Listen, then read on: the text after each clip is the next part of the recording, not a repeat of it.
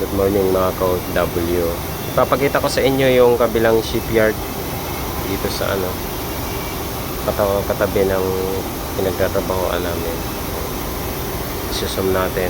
Mapakita natin yung ginagawang barko sa kabila. Ayan. Ayan. Dito yan sa Taiwan.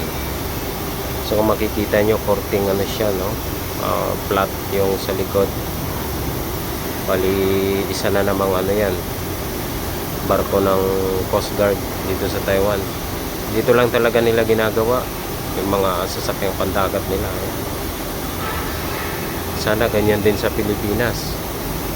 Kahit papano, kahit pa isa-isa, gumagawa man lang sila ng mga barko. So sa atin kasi laging umaasa sa bili lang.